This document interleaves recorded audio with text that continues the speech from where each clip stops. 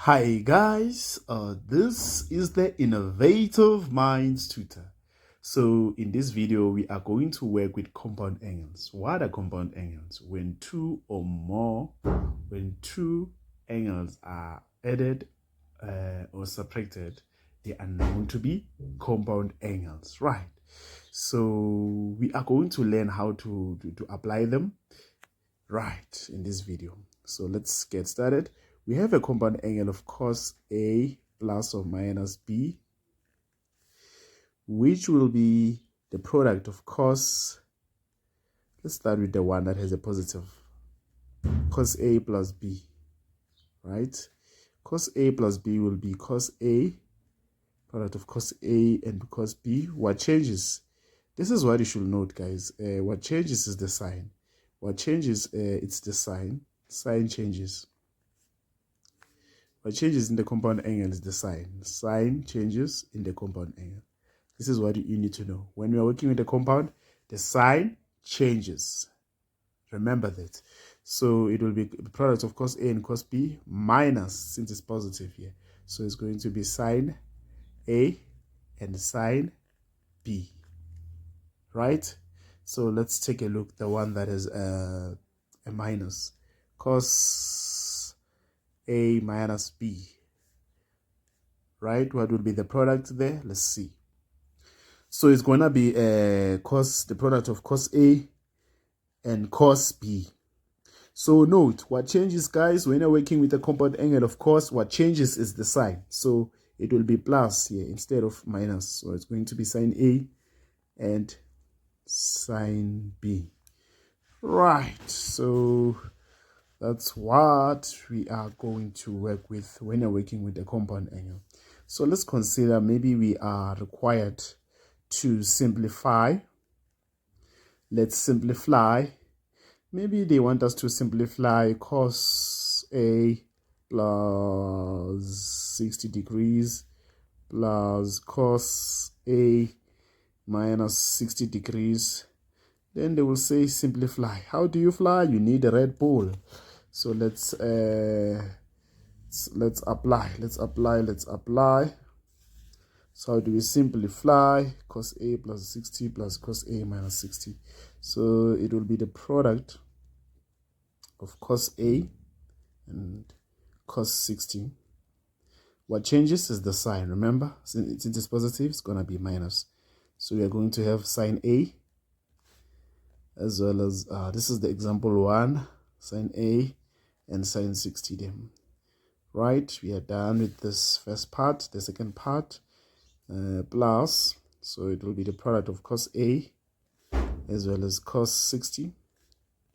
What changes since it's minus here? Remember, since it's minus, it's gonna be plus, so it's gonna be sine A and sine 60. Right, so we need to simplify further. How do we simplify further? So to make life easier, we'll collect the like terms. You can see that cos A and cos 60 as well as cos A and cos 60, they are like terms, as well as negative sine A and sine 60 and positive sine A and sine 60, they are like terms. So we are going to add them. When we say negative sine A and sine 60 plus sine A and sine 60, this will cancel because they will give us 0. So what are we left with? We are left with cos A and cos 60, cos A and cos 60. So they are like terms. So we are going to be left with 2 cos A. There are 2 cos A and cos 60. So we know that cos 60 it's a special angle, guys. Right? Cos 60 is a special angle and it's equal to half. So this will be 2 cos A as well as cos not cos, it should be half. So these 2 and 2, they will cancel each other. Then we are left with cos times 1, that will be cos A. So the first example, that's what we are going. This is example 1. Hope you are learning, right? So let's go to example 2, e.g. 2. Example 2, let's say we are given sine 169 degrees, multiply by sine 41 degrees as well, plus sine 79 degrees multiplied by sine 131, right, degrees. So okay, this is multiply, so this is degrees. So we are required to simplify. Even here, this question, maybe let's say the question says simplify. So how do we simplify? Obviously these are compound angles 79, so you need to reduce these angles. We are not going to be first thing first. Here you have to reduce. Yes, reduce where it's possible to reduce. But what we can see, 169 and 131 can be reduced.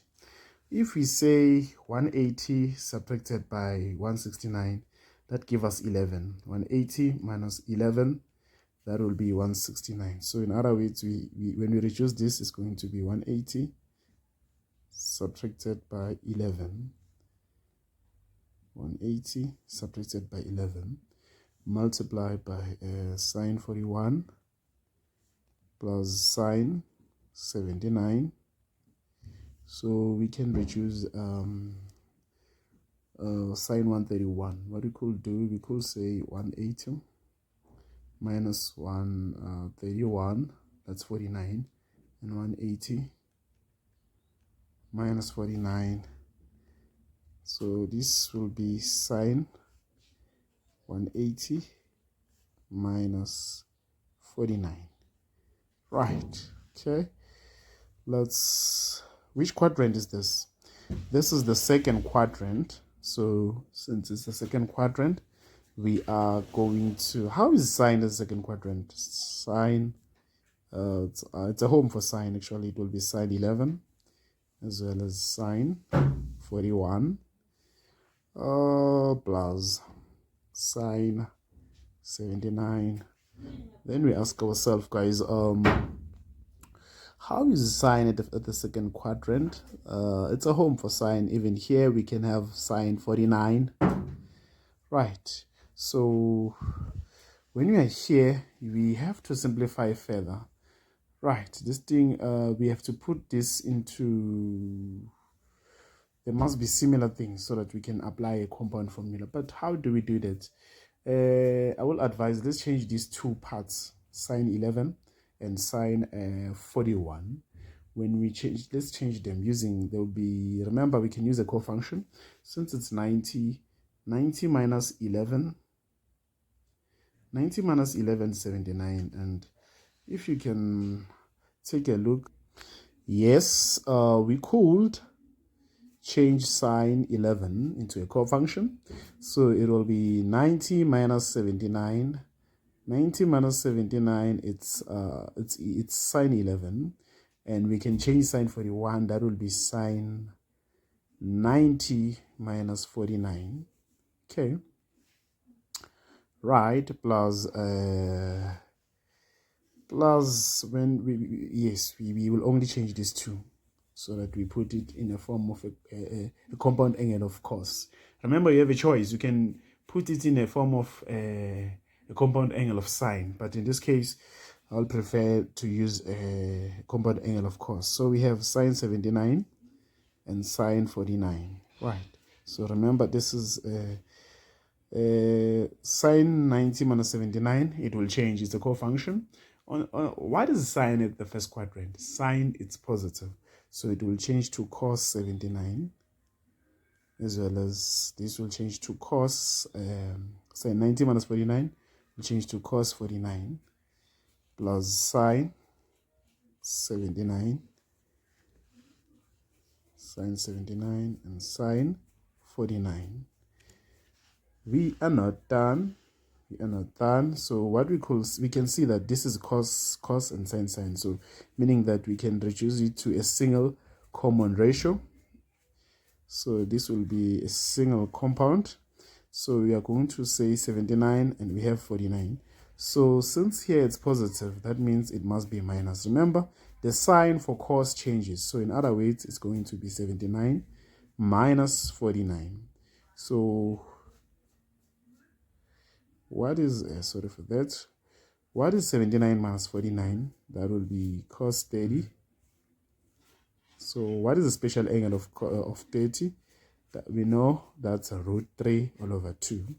So this is how you can work with a compound angle of cos. Let me take you to sine, a compound angle of sine. This will be our last example, which is example 3.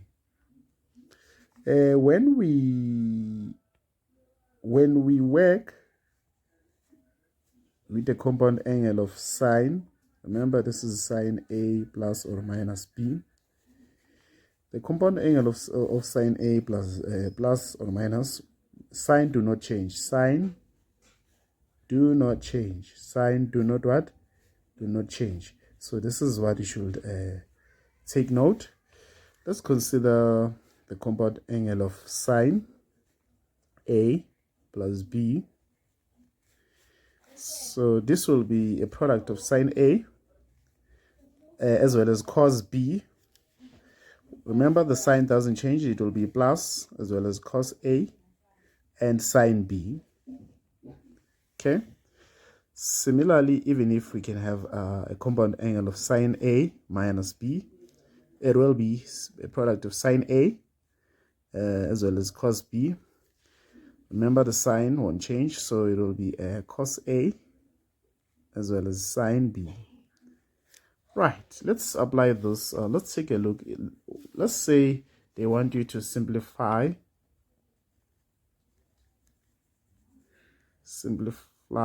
without using a calculator. They want to simplify you what? They want you to simplify sine 75. Yes, sine 75. Right, so we can simplify sine 75 by remembering that we can break this. Sine 75 is the same as 30 plus 45. So it's a combination of two special angles. So in other words, we are going to have sine 30 plus 45. So we can expand this. So it will be sine 30 cos 45. Okay, plus as well as cos 30 and sine 45. Right, so let's plug these. So what is sine 30? Sine 30, it's the same as 1 over 2. So what about cos 45? Cos 45 is 102. So what about cos 30? Cos 30 it's root 3 all over 2. The sine 45 is the same as 102. Right, so we can simplify further. 1 times 1 is going to be 1. 2 times root 2 is going to be 2 root 2. Right, 3 root times 1, that's going to be 3 root. 2 times 2 root 2, that's going to be 2 root 2. So the like terms, the same denominator, we add the numerator. So you're going to have root 3 plus 1 here, as well as 2 root 2. Then what we could do is to simplify this further by rationalizing. We could say 2 root 2 divided by 2 root 2. What are we getting? When we say root 3 plus 1, let's put this into, let's work out this. So what we could do, when we multiply this here, we will be left with 2 root 6 plus 2 root 2 as well as divided by 8. When we multiply this, it's going to be 8. So let's continue further. To continue further, we need to take out the highest common factor. We can see that 2 is the highest common factor. When you factor out the numerator there, we'll be left with 2, open the bracket, root 6. To get to 2 root 2, we need root 2. We can also factor out 8 there. So 8 is the same as 2 times 4. Let's factor out there. Then we can see that 2 and 2, they cancel each other. we are left with root 6 plus root 2 divided by 4. Root 6 plus root 2 divided by 4 as our solution. So that's how, guys, you can work with a compound angle of sine and cos. Hope this video has helped you on how to work with a compound angle of cos and sine. On our part 2 video, we'll focus on the proof, these two most important proofs of compound angle that are examinable. If you're new to this channel, what are you waiting for? Let's do the rating. Let's subscribe.